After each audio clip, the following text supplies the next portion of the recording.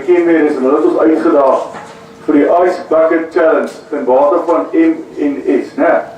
Nou gaan ons vandag dit doen, maar ons aanvaar die uitdaging van Laerskool Kenmare, maar ons doen dit groter. Ons hoof en ons sporthoof en Dominee Gerrie en al die graad 7's aanvaar die uitdaging van Laerskool Kenmare. Maar ons daag dan vandag uit al die Super 8 skole.